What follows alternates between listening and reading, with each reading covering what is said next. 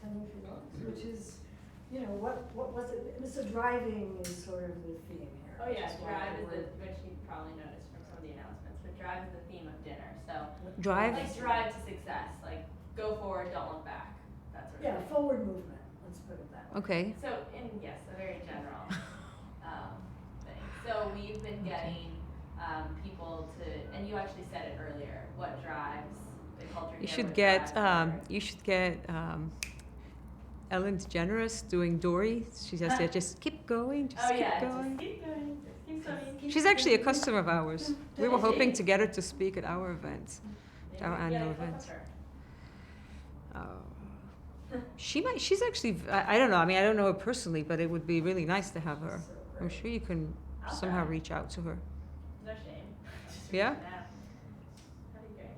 Okay, so, as a fish, what drove you? What drives you? What is it that started you? What propelled you into being an entrepreneur? I mean, you wake up one day and it was like,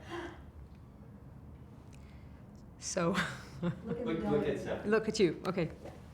So I've always been driven by values of friendship and trust, and I'm constantly looking to be inspired by creative ideas and creative people, and the desire to have significant, long-lasting impact. And entrepreneurship actually allows me to achieve all of these, to work with friends who are creative and have creative ideas, and achieve significant impact in a short time frame.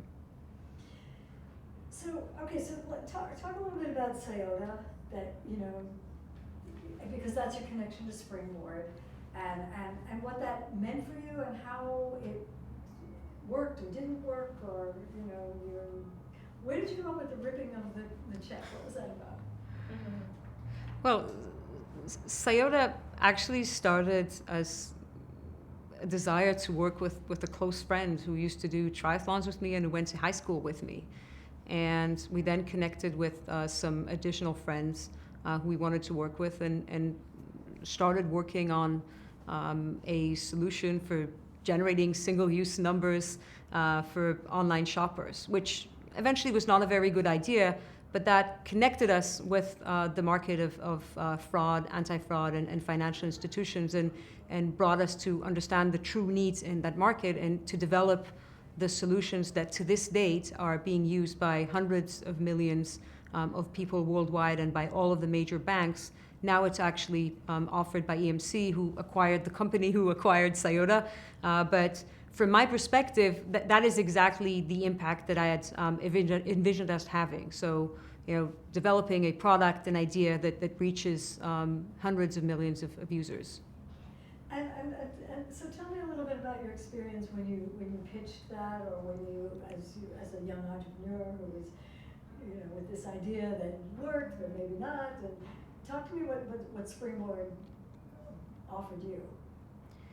So Springboard offered me, again, over time, what Springboard offered me has changed. Initially, what Springboard offered me was a lot of confidence in my ability to deliver a high quality message, and insisting on the quality of that message.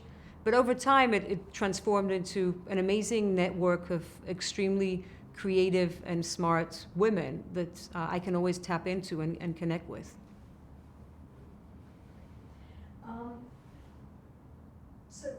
So Cultura, again, out of the blue, you decided you were on the beach. What? Talk to me. Well, both Sayota and Cultura started as what I call a human opportunity. So we were 4 friends at Cultura as well. And it started off by Shai, Ron, Iran, and myself connecting together and deciding to work together, as we did with many other people who we hired later on. So it was out of the desire to work with close friends and people we enjoy spending time with, and working on an idea and a market that has a significant impact. So video is transforming the way that we learn, work, entertain, shop online. And today, Cultura's products already reach hundreds of millions of viewers worldwide. And it's that ability to impact users' behavior through the products that we sell to universities, enterprises, operators, broadcasters. That's what drives us to feeling inspired and drives the creativity in the company. So Was there a moment, do you remember a moment when you were like, when you were standing around having a drink, whatever you're doing, and it was, okay, I just wonder, I know it's a long process, but what was was there any, can you remember, was there something that went, oh, yeah, video? Or did you were surrounded by video and it was like, oh, of course it's video? Well, we early on realized that video is becoming a significant aspect of everything, of entertainment, learning, communication, productivity. So, that's something that we realized very early on, and I wouldn't say that there's a moment of inspiration, but we very, very quickly focused on that market. It took a while, for us to understand that there is a value in creating this very broad, flexible platform that can support so many use cases and video experiences for our customers. And that's actually what makes Kaltura unique, that we can support so many experiences that leverage video technology. So describe Kaltura, describe what it does. What are the things that you do, that you offer for businesses and organizations? Kaltura is a video technology company that supports all of the elements of the video life cycles, allowing our customers to provide experiences for their end users that leverage video technology. So we work with large universities in order to power video-based learning. We work with large enterprises in order to power video-based communication, collaboration, and knowledge sharing. And we work with the largest broadcasters and cable operators in the world in order to deliver OTT and TV experiences as an online publishing and monetization of video. Okay. This is, all of this takes a lot of power, I would assume, right? A lot of space, a lot of bandwidth, right? Because is there a central something, or does someone upload, or what? How does this work? Or maybe this would be a good kind of transition into the team in terms of like the, not manpower, but like the kinds of people it takes to deliver the product. Yeah, maybe it's worth talking about, the fact that we have, so Kaltura offers both a platform and many products. The platform allows to develop many new experiences. The products themselves each delivers a specific experience. So our OTT product is what we offer to broadcasters in order to deliver OTT experiences. Our learning products is what we sell to universities and education institutions in order to deliver video-based learning experiences. And then what we sell to enterprises, again, is portals and tools for webcasting in order to deliver communication and collaboration experiences in the enterprise. So there's a platform which is very flexible, which we actually build on ourselves in order to build all of our products. And then there are the individual products that actually deliver an end user experience, whether it's to consumers, employees, or students. But the platform itself is used both by ourselves and many customers and partners who want to build new, innovative, custom experiences. Right, and that's what I was, I guess, getting at was, Yeah. When you talk about a platform, so it's a framework through which or Yeah. on which to build something specific and customized for each company or organization that wants to use it. Yeah. Again, it's a flexible API-based platform that we build on ourselves in order to deliver many of our end products. So our OTT applications, our learning applications, our collaboration applications are all built on this platform.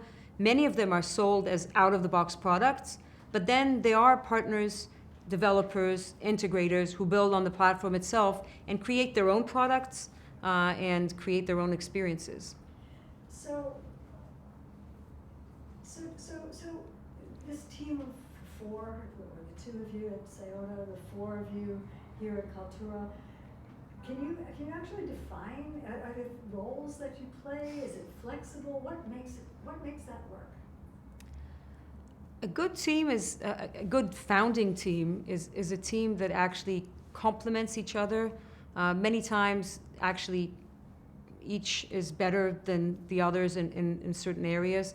But I'd say that a good team is a team that complements each other, and where there's a lot of trust between the founding team. But on the other hand, where no one is actually afraid of criticizing each other as well when needed. So there needs to be a lot of trust and friendship in order for it to work well.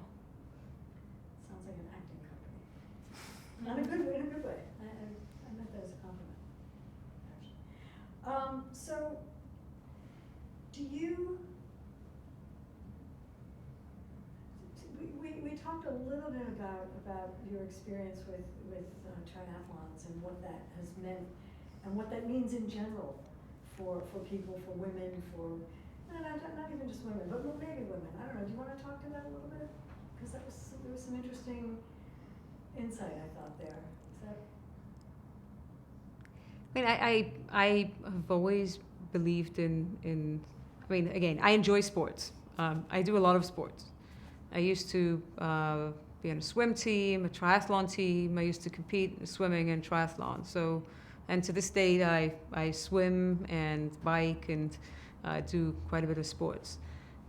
I think that generally there's certain sports where women and men compete together.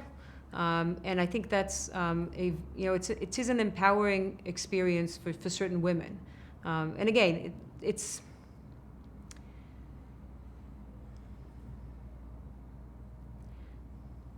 I'm not sure if I could come across with the message I want correctly here, but You were talking about the start of the swim triathlon. Yeah. And breaking through.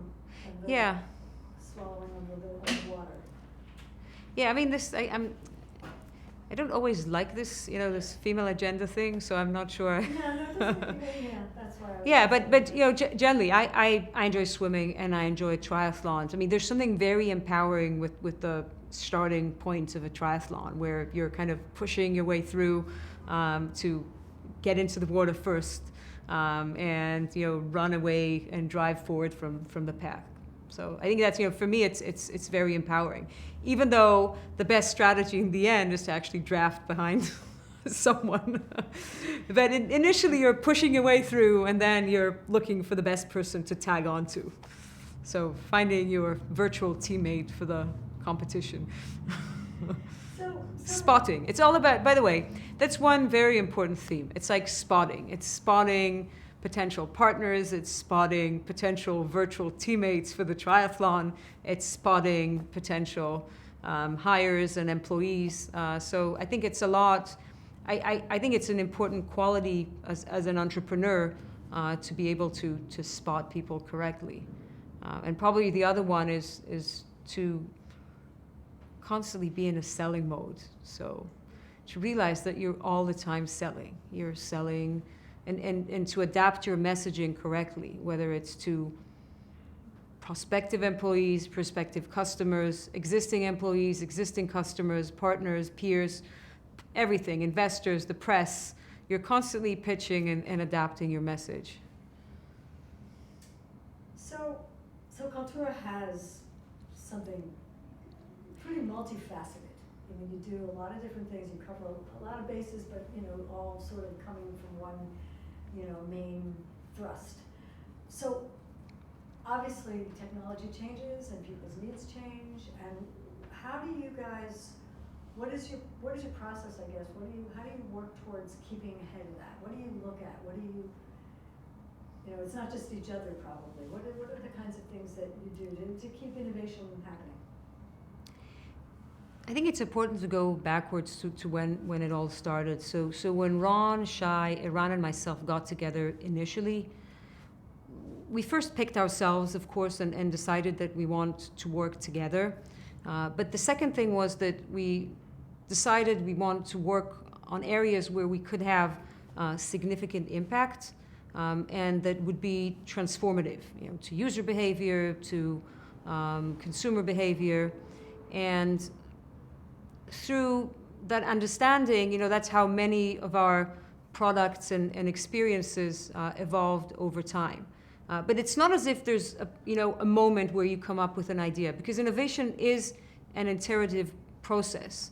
It's understanding how you can leverage innovation that happens elsewhere in hardware, in software, It's about leveraging the way consumer behavior is changing, about the willingness to adapt to new technologies and experiences, because a lot of innovation is tied to the willingness of consumers and users to adapt to new behavior. So it needs to be the right timing for many things in order for innovation to be successful. Yeah. And I think, just the one thing I maybe want to emphasize more is, because I spoke about like how, like what does entrepreneurship mean for me, but I think the important thing that I want to come across here is about the importance of partnership. So I'm trying to think whether it is covered well enough. I guess, that's what I was trying to get at when I asked you about, what did you each bring to it, and how did you see each other, like, oh, yeah, she can do that. And there were maybe a lot of that's, but. Yeah, maybe to repeat slightly differently the starting of Sayota and Cultura. Yeah. So Sayota started out of the desire to work with a high school and swim teammates, friend, not really realizing the great opportunities that entrepreneurship offers. So it was a bit naive. So it was starting off with a true desire just to work with friends, quickly understanding after we connected together and managed to raise money so quickly that is a way to achieve significant impact in a very short period of time. And I think that's what made me so excited about entrepreneurship and working with creative people on creative ideas. And then when Cultura started, again, I was not as naive as when Sayota started, but it started off in a similar way. We started off as 4 friends, thinking of what we would work on in order to achieve significant impact. And again, we were successful in identifying that video is going to be extremely significant, and then working together as a team and bringing together around us also a team of extremely successful and creative people who help us drive this direction and help us drive Cultura to be so successful in creating these products. It's interesting because I don't know how many other organizations, businesses start with that as the core. I think mostly it's like, oh, I have this idea, we're going to do that, and let's gather people around that. What I love is like you stumbled upon the secret sauce of what it takes. You know what I mean? Like usually in terms of working with creative people, working with people that you liked, and then also figuring out that you can create a lot of change in a short amount of time. Yeah, look, there are 2 types of startups in the end. There are startups that start off with an idea, and the idea brings together a team. But then, by the way, if the idea fails, the team usually breaks apart. And with Cultura, we started off as a team, not as an idea, and that allows us also to kind of shift if we need and change focus, because the connecting force is actually the work together as a team and not necessarily the idea. Yeah, that's what I meant when I said it's like an acting company. I mean that because it's like, oh yeah, let's get together and let's do Shakespeare. Well, no, let's do David Mamet. Well, Yeah, I think the important thing is that you need to be very passionate about what you're doing. And we're all very passionate about video and the impact that video can have. So each in its own direction. If you're passionate about learning and changes and the evolution that is happening in the world of education, so that's where you would focus a lot of your creative juices. If you're actually more excited about the world of entertainment and how that's evolving and changing, then you would focus more on the TV experiences, the broadcast experiences, what's happening, because all of these worlds are transforming now, and all of that is happening with video technology. So when you think of how entertainment is evolving, of how education is evolving, things such as massive open online courses, distant learning, flipped classroom, all of these trends, they all evolve on video. If you think of, Netflix, direct to consumer, most of the large media companies are going now direct. So all of these will require technologies such as Kaltura in order to actually deliver that type of experience. Think of other areas we will be moving into, such as telemedicine, and things such as security as a service. You have millions of security cameras around. Again, there are people who are passionate about security in the team who will help drive that as an additional product line as well. So it's all about, because there's so many experiences that we can actually support with our technology, it can cater to the passion of each one and the product passion that they have. So the product line, the products, the little towns that make up, the whole world of Kaltura, they're like lots of little things, yes? I mean, it seems like there's just a lot of different facets to this. Yeah, so it's an extremely robust horizontal platform that can truly support any type of video experience. And we started off by focusing on those experiences where we believe there is a big enough and a mature market, such as entertainment and education, and in the enterprise market, communication and collaboration. But as areas such as telemedicine evolve, or areas such as security as a service evolve, so we will then go ahead and support those areas as well with specific products that we develop. That don't even exist yet. They might, by the way. And by the way, good ideas and good products have several companies competing in that space. If you're the only company, then it could be either you're well ahead of the market and then you're not necessarily successful at that point in time, or so it's actually good to be in a space where there is some competition. Okay, it's like breaking out of the triathlon. Triathlon. I'm not going to make you say that. Yeah, but it's breaking out and drafting. You need to be both. That's actually a good metaphor. Yeah. It's good to. Off a cliff. It's kind of the same. Like you just have to go. You have to push your way through and then just go for it. Anything else that you would like? No, I think the only other thing that Let me I don't know look if through you my kind notes of if there's touched upon a anything. little bit, but just your biggest kind of what. Oh yeah, it is sort of. Sort of. Yeah, I'm. Yeah. Other people there to kind of hear that. Yeah, maybe it's important to repeat about Springboard. So for me, Springboard has always been a great place to meet extremely smart and creative people. And early on, it was where I gained a lot of confidence in my ability to, be at the front and deliver messaging correctly, and also to be a perfectionist about that. So I think I did not appreciate that well enough before Springboard, and because I'm so driven by the desire to work with smart people and to interact with creative people, being able to tap into the Springboard network and have that network has been extremely valuable for me. Can we have Leah come in? She just wanted to come Yeah. in and listen. I think we can move on to you. Oh, you missed out, and you could have given me comments. What'd she say? Leah's my mentor. What'd she say? What'd she Um, say? Tell me what. Oh, this is really great. Tell me what are if you were to summarize in 3 or 4 bullet points, what were her main points? What she said? Yeah. We talked for Maybe so thinking of this, over time, I've learned to realize the importance of networks. So let me just think through the idea. But the valuable networks for me have been high school swim team, triathlon team, university, the ISP at Yale. By the way, we have many people from the ISP working at Kaltura as well. So it's kind of.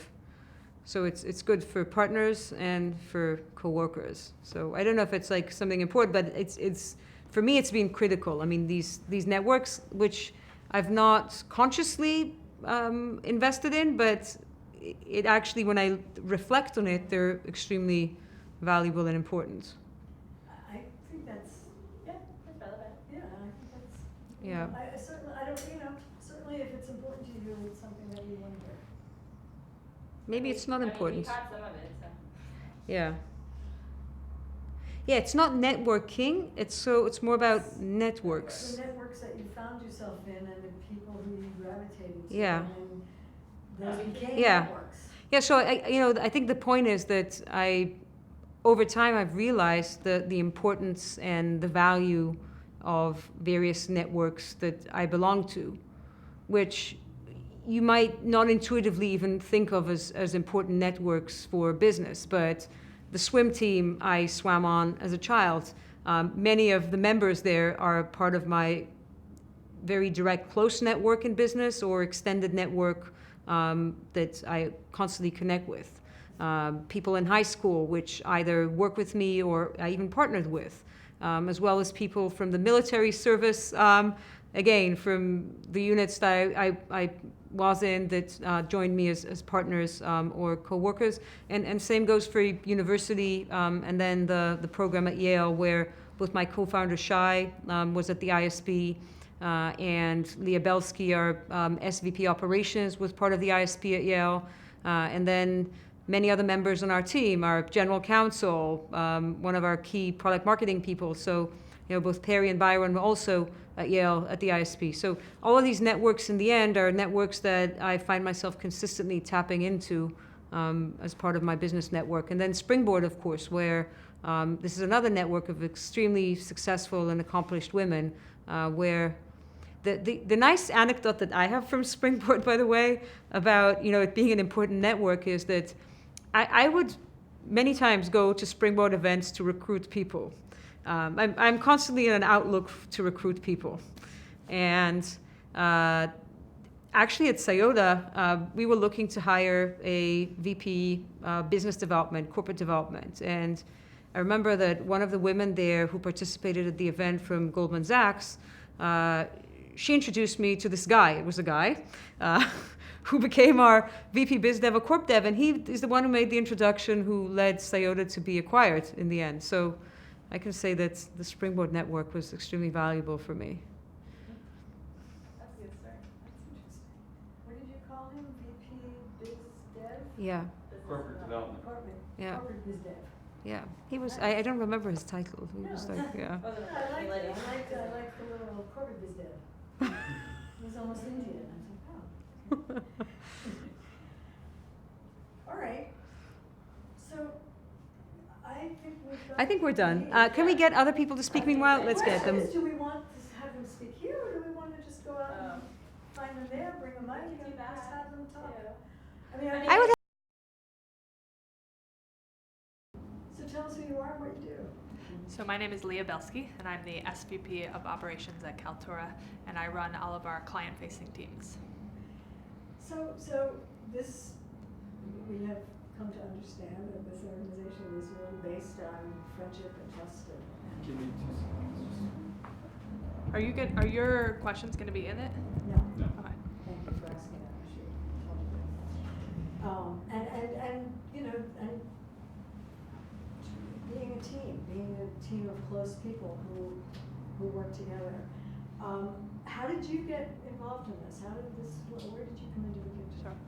So I met Michal and Shai through Yale.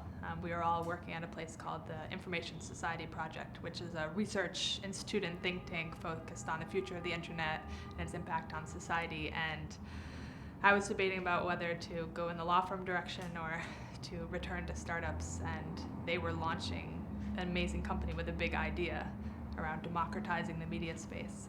And I ended up calling up Shai and coming to work on Michal's team. And I think that bond of coming together out of a research institute and out of a place focused on big ideas about the future is something that's continued to bring us together and bond us together as a team, whether it be thinking of the big ideas behind Kaltura, the big ideas behind next projects. Michal and I have spent a bunch of time blogging and thinking about the future of women in tech, the future of education and video, and that's a lot of what sort of continues to bond us together. Do you what is it that drives you? I mean, you mentioned a little bit about you heard about this thing and you were, I've got to do this. What was that for you? To me, I think the most beautiful or meaningful thing one can do in life, or one can do I can do in my life is to bring people together and build something. And I think it's an amazing, empowering experience. It's fun, and particularly to take people who have never thought of building or creating on their own, and to bring out different strengths and talents and smarts and create something or change something that wouldn't have existed before. That to me is what the core of entrepreneurship is, and that's what we've been doing at Kaltura.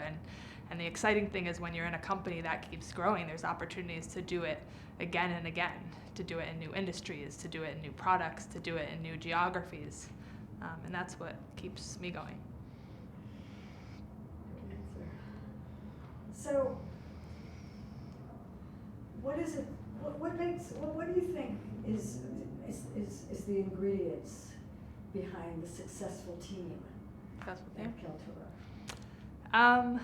I think there's a couple things that make the team at Kaltura successful. I think both commonalities and differences. There's a common appreciation of smarts, of excellence, of creativity, of hard work, of being super, super business driven and focused.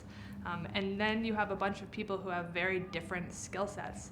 There's people who are incredibly creative and visionary in terms of thinking about the product and thinking about the big messages behind what we do. There's people who are incredibly execution oriented and numbers oriented and analytical. And I think the beauty is that we have a company here and a group of people and a group of founders that each complement each other in that way, but are bound together by this common vision of building together. Sounds like marriage. One that works is all for it. So, you're familiar with you've worked with Springboard, I take Yeah. it. You've had something. Tell me what's your experiences?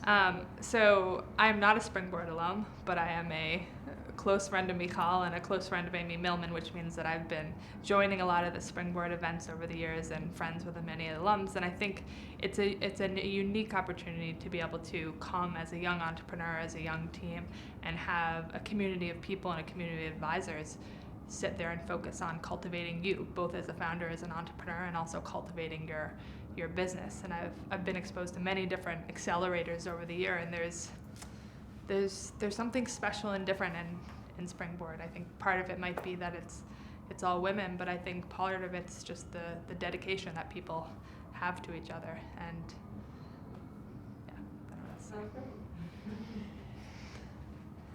Anything else anyone would like to add that you'd like her to talk about? Do you want I to just like one thing, if you could also talk more about what inspires you about Kaltura, Okay. except for the people, like, I think that's Yeah. something that, because maybe Yeah, they need good sound bites. Yeah. Right, in terms of, so what, one of the things Michal was talking about was that, it was video, okay, so Yeah. you guys all came together, it wasn't like you had this grand scheme, it was, but you hit on Sure. this, so talk to me a little bit about that. So when I first came to Kaltura, I was actually still a law student at Yale, and if you're a student, you spend a lot of time thinking and researching. And so Shai asked me, where do you think video is going to have an impact in the world? Which industries is it going to matter in? And you can think about that in terms of numbers and money, but you can also think about that as a question is, where is video going to have the biggest transformation? Where is it going to change the way people operate? And I think, sorry, I need to start over. What am I supposed to say? What's the question? No, that was good, I'd like you Yeah, to it was finish really that. Keep going on Sorry, that. 'Cause it was keep going? great. Yeah, keep going. And Yeah. so I was thinking big picture, you have this powerful new medium that can now be created and accessed by many different people. And the places where we thought and where I think video is most transformative, one is in education, where you have an entire industry built on the notion of students showing up in a classroom listening to a professor.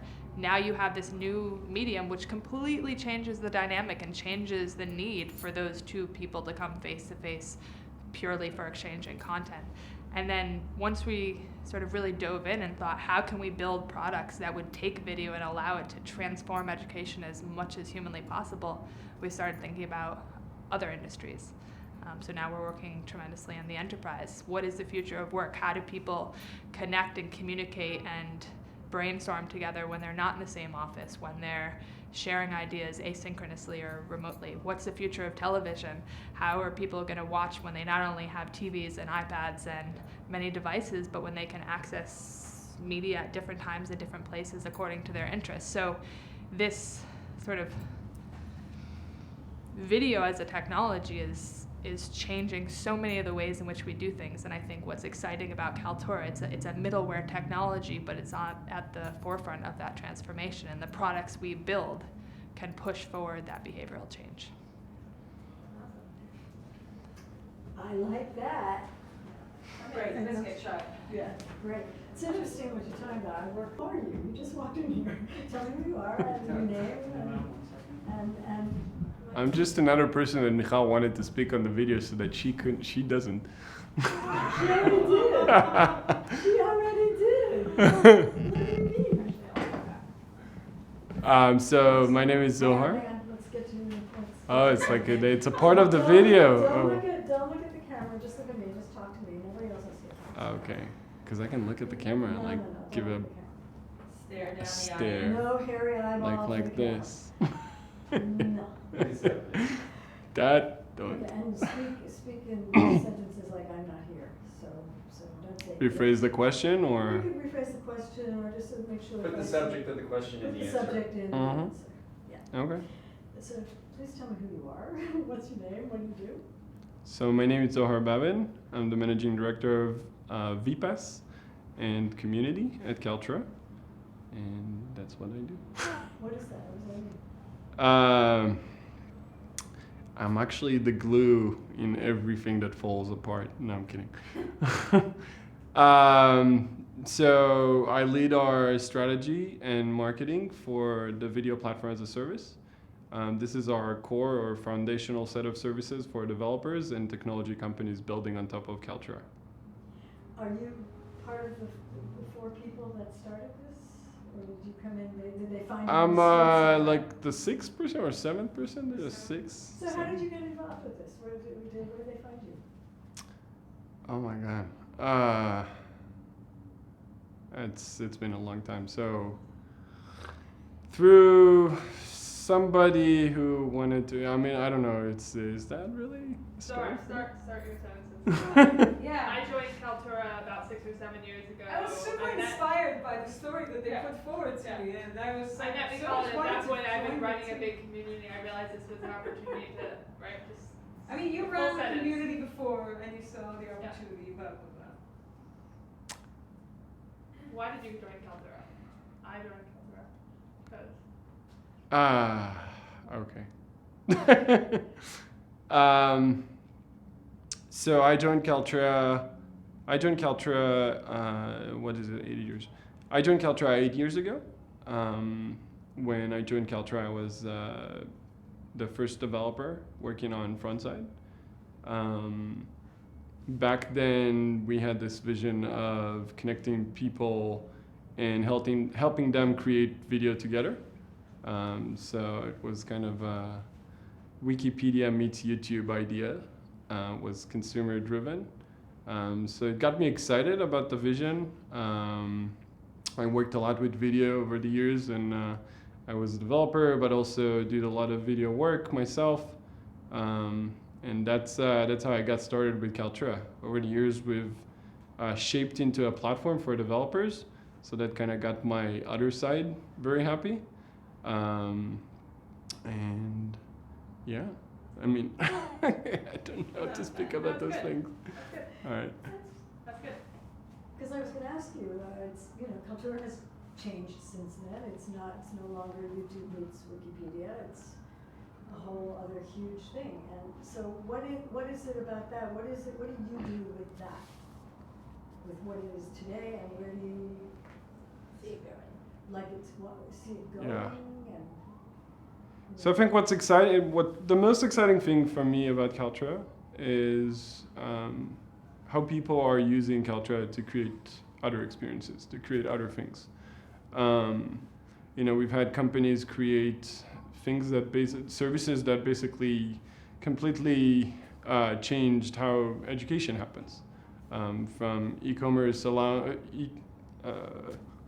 not e-commerce, from e-learning services that allowed students from places where you wouldn't otherwise allow yourself to learn take courses with Ivy League universities to changing how employees collaborate within enterprises, but also to completely new innovative solutions from better insurance and faster claims to security services and so on. So I think the most exciting thing for me is basically how others are leveraging our platform and building new things on top of it. And that's also happened to be what I do, working with those developers and guiding their way, making sure Kaltra is simple enough and easy enough to start using it and building on top of it. And I think that's the most exciting thing, is basically seeing other people use what you create in order to create new things that change the world. Is there anything that you can think of that was most surprising to you in terms of someone coming to you and saying, we were thinking about doing this, and we thought that maybe Kaltura could be the platform for that? And did you look at them like, are you completely crazy? Or is there anything that hits you as being a surprise, as having been a surprise? It's a good question. It's entirely role in ways to be surprised. I Yeah, got that feeling. it's hard to Okay, so surprise me nothing now. surprises you. Okay. So is there anything that made you, double take? Like, oh, I hadn't thought about that. That would be good. That momentary, I think what got me surprised.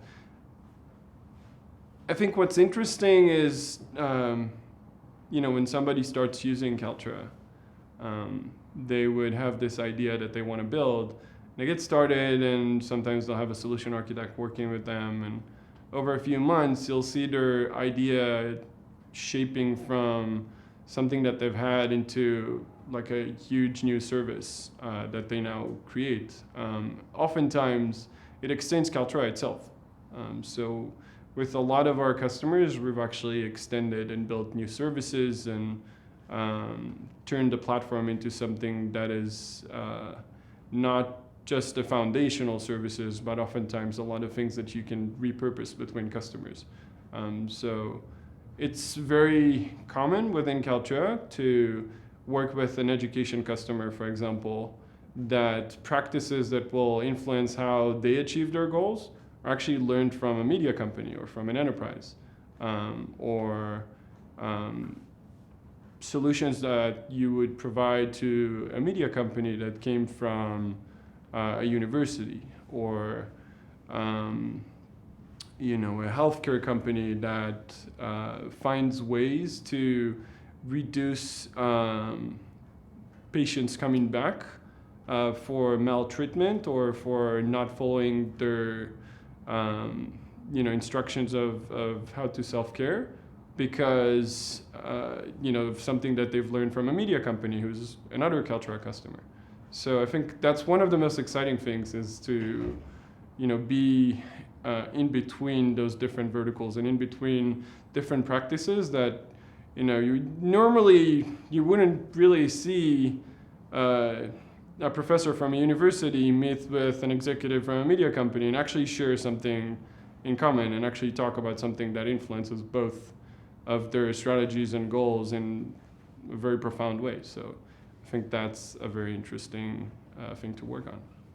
So I heard a couple of different people today that Kaltura is based on the team, that it's about working together with each other. Can you speak to that a little bit? Yeah. What drives? Yeah. So interestingly, we started off as a consumer kind of focused company with the tagline of creating together. And our idea was to basically get people to collaborate and get people to create video together. As we've kind of transformed into a platform and a more of a B2B business, this culture actually shaped what we do internally rather than externally, as we've hoped. And actually, that's a bad line. I mean, it shaped how we work internally in the same way that we've pitched, the world should work together. So the creating together kind of morphed into the open source video tagline and now into creating any video experience, but it stayed internally in the company in the way that we work with each other, in the work that we work with our partners and our customers. And I think that's what makes every company today. The people in the company is what matters the most.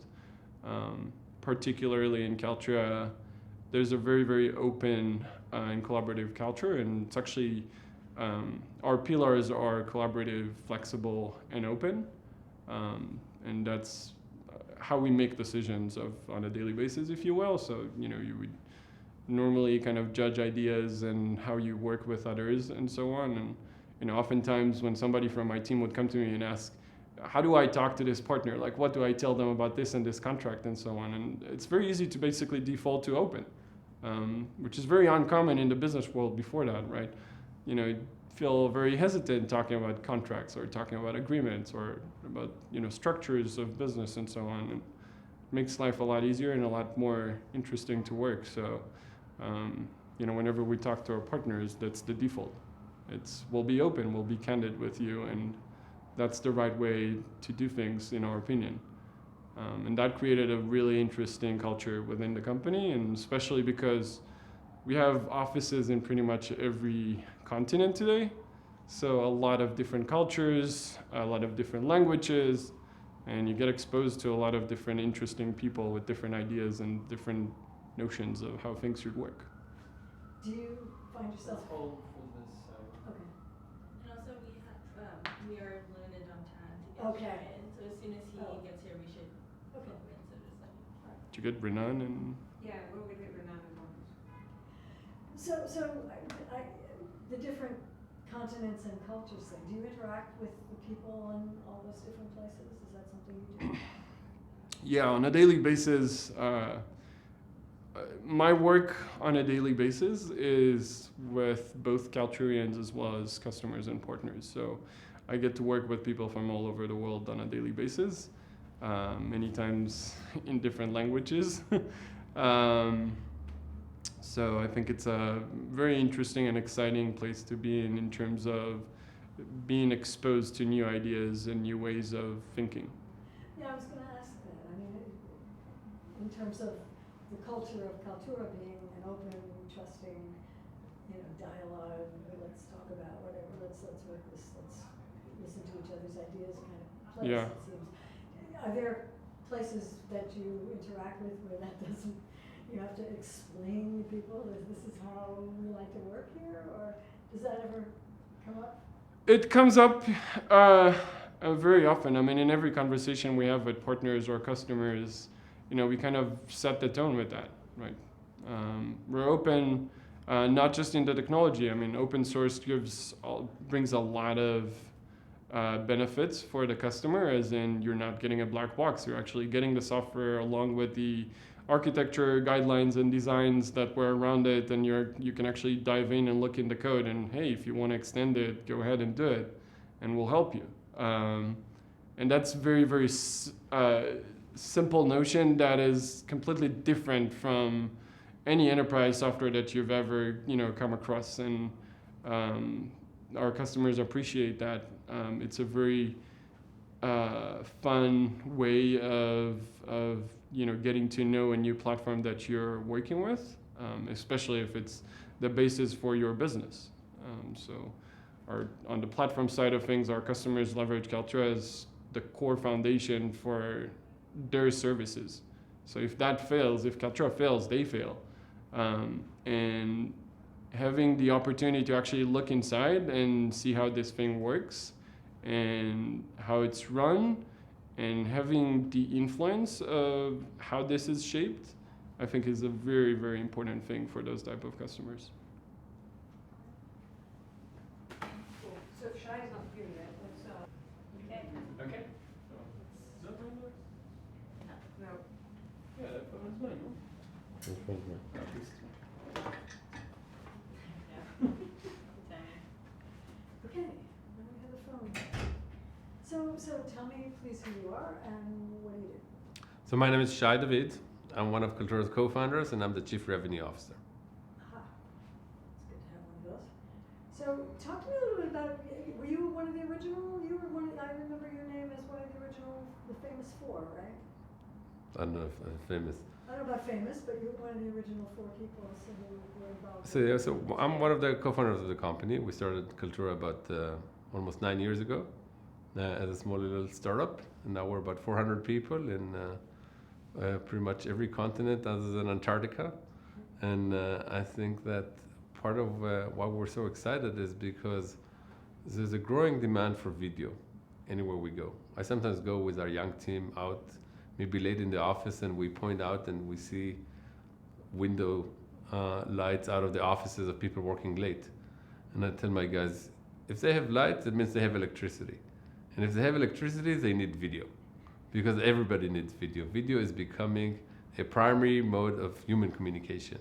More than text, more than anything else that we have in... Sorry. I can do it again. You can start that's from, great. start from videos becoming, it's fine, we can close this. So video is becoming a primary mode of communication. You can argue that video is the primary mode of communication. People are visual creatures, and text is maybe a historical accident. People are not really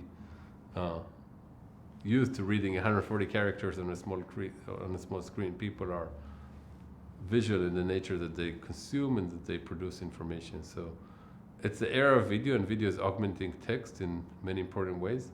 We're excited that anybody that is in business, whether they want to educate or entertain or communicate, they need video. All for that.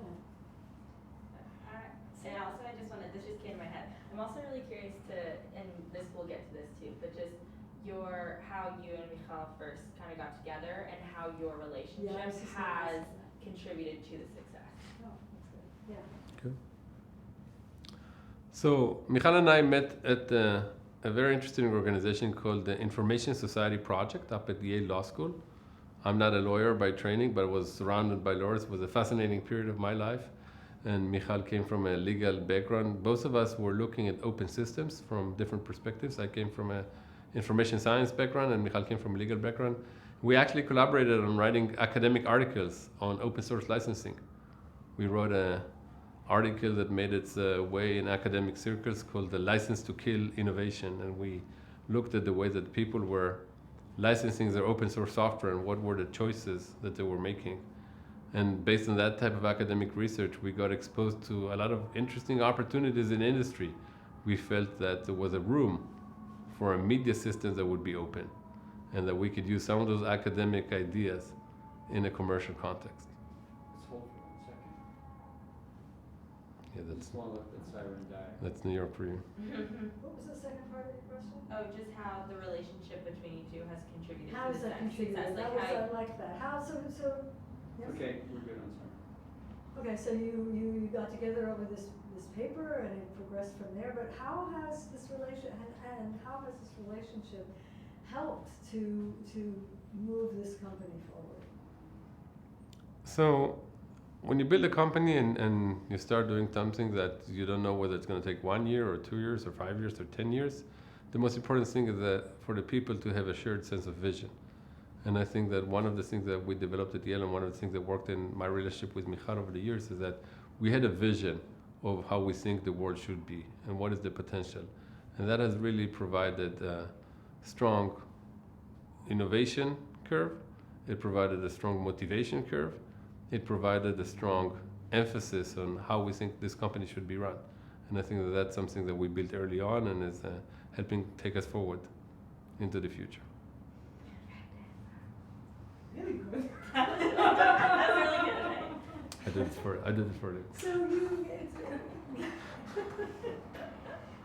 so one of the themes, the through lines of what everyone has said today so far is that there's one of the keys to Kultura is the idea of friendship, trust, creative excitement and creative trust, and not having a fear of failure. What drives you? How do you feel about those values? What What do they do for you? What do they do to scare you or propel you or what? So do what they was do? it? Fear of failure and? But all of these things, I mean, Michal talked about this, that we don't wanna be, failure is a good thing. You Mhm. don't wanna fail forever, but you wanna take it and jump off from it. Mhm. So trusting in that, trusting in each other, trusting in people's creativity, you know, talk to me a little bit about where you fit into that and what excites you about that in this company? Let's just dive into that. So, what do you mean that? Like I can say a Well, lot of things I about was that. saying- What is it that excites you and inspires you about culture? I think that's Okay, forget about all those other things. What excites and, okay, thank you. So I think what's exciting about Cultura is the fact that we're looking at a paradigmatic shift in the way that people communicate. Every so often, every few years, there's a new paradigm, a new technology that comes along, or a new set of technologies that comes along. In our lifetime, obviously the internet was one of the bigger changes. I was reading a story to my girl the other day, and we were talking about a telegraph. I was reading her an episode of Sherlock Holmes, and Sherlock Holmes goes and sends a wire, sends a telegraph. And I explained it to her, it's a precursor of email, right? So in our lifetime, we've saw multiple times where where communication in general had changed the way people communicate. And I think that video is one of those once in a generation shifts that we're going to see. So I'm very excited by the capability to help shape the future with a great team of entrepreneurs, with a great team of developers, with a great team of salespeople that actually help bring about that innovation into the future. And that's something that many people don't get to experience in their career, and I'm very excited to be part of that. All right. Okay, I don't know, is there anything else we would like to ask him? I would maybe talk about the importance of the team and what makes a good team, and what makes a good founding team. Yeah, like the importance of the team. So, yeah, you guys came Actually- together, you were four very, very specific individuals with your own strengths. Something that you said, was that you can build a company around an idea, like, Right. Facebook. Okay, Right. there's a company built around an idea, or you can build a company around a bunch of individuals who have a shared common goal. Mm-hmm. And maybe you could speak to how Cultura fits into that idea of building a company around, a group of people that have a shared common goal. Okay. So when you think about innovation and building startup companies, you can build a company around a specific idea, or you can build a company with a group of people around a shared set of values and goals. And at Cultura, we are of the latter ilk. We came together first as a group of friends that had a commitment to a set of ideas. We wanted to think about innovation. We wanted to think about pluralism, about flexibility, collaboration. We wanted to bring our academic ideas into a commercial context, and we didn't really know what that was going to shape over the time and over the years. So we're excited to see that that core commitment to those values has been a driving force for us. The product might shift, the competition might shift, the market might shift, but the values remain constant. And I think that anybody that wants to start a company needs to think about those tough questions first before they dive in, to make sure that they are going to have that value as a common core over the next few years. I think it's really, I guess I've never really heard of a company that came together without that external thing, the idea. Let's build a chair. Is there something about that that's in any way terrifying? I mean, you met, however often you met, and it was like, I don't know what we're gonna do. Was anybody ever at the point where, what are we doing here? No, I think there are a lot of companies that have a general sense of what they want to do. You know the market, that you have a sense of a problem. There's an old saying that, every company starts from some personal itch that you want to scratch. There's some problem in the world and you want to fix it. Entrepreneurs, by and large, are people that want to fix the world. And for the most part, it's because something personal is hurting them. So I think in that sense, we did know the general area where we wanted to operate and whatnot. But I think what you often see is that people have too niche of a focus on one specific problem, and only once you're in the market solving the problem, you realize that maybe you're solving a very different problem, and that you have to be very flexible very common word today is pivot. Every company is very proud of its pivots, but in some sense, pivoting is what startups do. You know, if you didn't pivot, it means that not that you were focused, but that you were lucky enough to find a big enough problem to solve. And for most companies, the problem is finding the problem. I like that. How long is your? Yeah, maybe one final thing on like the team, just so that we have maybe a variety, like the importance of the team, what makes a good team. Yeah, and also, I'd like to hear too, just one more time reference, like, how you and Michal have built this team specifically too, like, what makes a good team. Michal and I have really worked hard to create. I think that's kind of like, because it puts out of context the group, like it's Yes. not Michal, I mean, that's what I'm trying to avoid in this video. It's Yeah, not yeah, like Yeah, No, I get that. right, That's fine. okay, so, So just the team, what makes a good team in yeah, general. what makes a good team?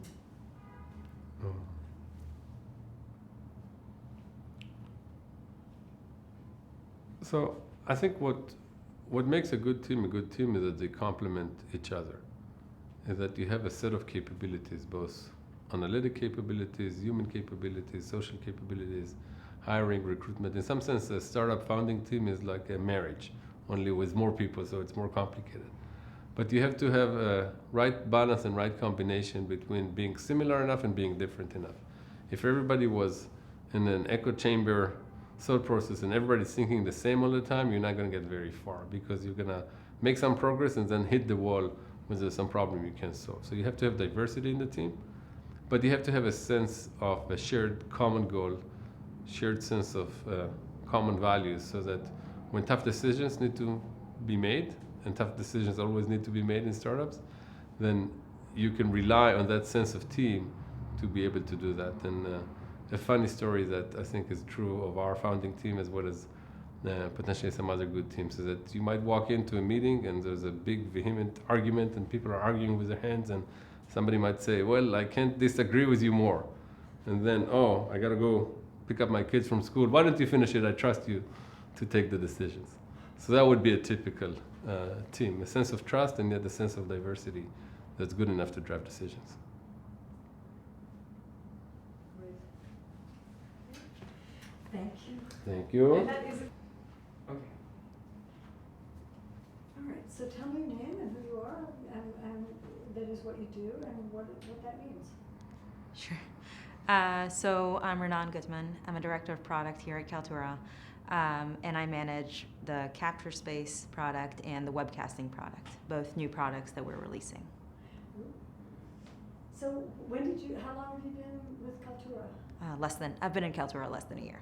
Ah, so what was exciting about joining? How did you join, and why did you join? Sure, yeah. So I joined Kaltura because I joined Kaltura because I met a lot of people I really like to have another conversation with. So I think that's a good reason. And I think in my interview with Michal, I had a fun conversation, and I had to keep thinking about it. And I thought that was a good indication of this being a really interesting company to work for. So talk to me about that. What was it about? What is it about this company that excites you? Yeah, I think what most excites me about Kaltura is that there's a lot of really smart people here, and everyone's very open to everyone's different opinion and willing to make changes and accept different ideas. And I think that's really exciting to work in that sort of environment, and it's a great environment to thrive in. Can you speak at all to the different talents, if you will, strengths that each of the founding people has, and how that plays into the whole team, and what, how the whole team bounces off of those things?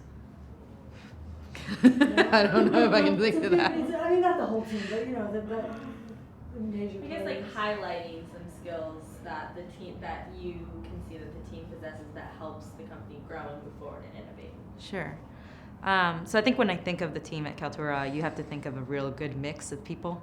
On the one hand, you need to have a lot of vision and see kind of where is that market growing? How do we really change the world? Is that, change the world of education, change how people are sharing knowledge? This is like a normal question you ask here at work. And on the other side of that, you also have, especially when you're on the product side, you're asking, great, how do I make that happen technically? Like, how do I build that into the product? How do I make the code do that? And then you talk to sales, and they're like, how do I convince customers that this is the right thing for them to do? So you see all these different aspects of the same, identifying the problem, identifying the solution, and bringing that solution to the market and making sure everyone sees what we're trying to build here. Do you find yourself, there are all these different elements to this. It's not straightforward. It's not like, oh, this is straight and black. There is the creative part. There's the technological part. There's the part that, the convincing part. Is everybody always on the same page with these things? Is there a room that everyone gets in and starts yelling about these things? How do you convince each other? I think no one's ever on the same page at Kaltura, and that's part of what makes every day here fun. And it just makes us work harder. So when you come in and you want to say, I want to do something different, you have to work really hard at explaining why you want to do something different and kind of what are the reason behind it. And I think another good thing is that people here are willing to try. So, maybe just try this out, let's see what we get back, and come back. So that trial and error sort of method works really well for us. That's what I'm talking about. I want to talk about just the working with the team in general. Just how does that propel this particular company? How does it? A lot of companies say that they work in teamwork, and they really don't. It's really like there's a voice from out there who says, "Okay, make this happen," and then everybody scrambles. But they don't. I don't know how many companies you've worked with, probably others, but that happens a lot. So what is that? What's different about this company, and why does that work so well?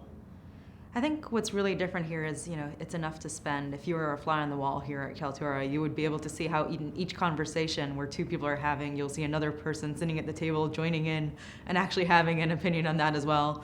Same as the person on the other side of the room can also hear the conversation in the office, and they have an opinion. And you'll see a lot of times people getting grouped together around the table and talking about it. And it's not necessarily even from the same department. You would see the marketing department, or you would see sales folks, or you would see operations.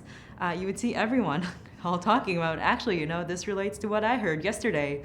Maybe this is the same thing, or maybe you can join my meeting, and we can talk about it then. And you kind of see these things happen constantly all the time. And I think one of the things that helps us kind of resolve these things is the fact that we constantly have these open conversations about them. And we challenge each other to think about things. So where else shall I go with her? I think just maybe if you could highlight again on like product, market, vision, perspective, like what's exciting about the cultural market and products, just so we maybe get a few flavors of that. Because I feel that that's one area that I did not emphasize enough in my piece, and I think it would be good to get actually sound bites from other people about like what's so exciting about how video is transformed. I think Leah did a very good job with it, but maybe have an additional voice on it. So talk to us a little bit about some of the platforms, some of the products, some of the things that you're doing and that Kaltura in general is doing, and what is it? Just describe things for us. Tell us what those are. Sure. So when we look, Kaltura works at a lot of different verticals, and we look at each vertical and we try to understand how does video come into play with that vertical, with the problems they're looking to solve for their customers. And you can take, for example, education and how video is evolving education and changing it. And what we're trying to see is not just what education's doing now, but also what they could be doing. And we constantly have these conversations with customers, and we say, hey, what if you could do things differently? Or what if you could have video here and it won't be so hard, you wouldn't have to think about it? What if it just happened? And we kind of make that happen for them, right? We say, here, we're gonna solve the hard problem of making it happen, but what would you do with it once we did? So we really think about that sort of problem. So when we build our products, we often talk to our customers, and we try to see not just what they tell us, but also what they don't tell us. You know, what are the problems they're not telling us about? What are they saying that makes us think, wow, you could be doing this different? And we also learn from the verticals. So we see what education is doing and we share it with the enterprise vertical, or we see what media is doing and we share it with the education vertical. And we kind of take that knowledge all around and we bring it into our products, and then we bring it into the market and try to see, you know, can we help our organizations, our customers, do more with the videos that they have? So it really becomes like this cross-pollination of ideas in terms of, I think someone, I can't remember who today, but someone talked about, you would never imagine that we would take something from, say, you know, education and bring it to people who are doing something, this other thing, or vice versa. So those ideas, do the people who you work with, I mean, some of these companies, do they have any idea that, you know, that they are feeding you guys?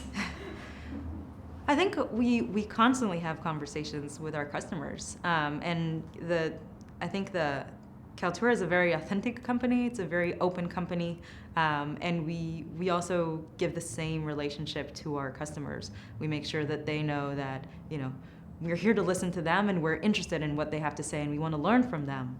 And, you know, in return, we're here to make better products for them. And, you know, so, you know, one education customer we'll learn from one education customer and bring it to the enterprise customer, but then we'll learn from another enterprise customer and bring it to the education customer. So you really see this cross-pollination happen all the time. And I think when you have that sort of knowledge sharing, everyone benefits from it.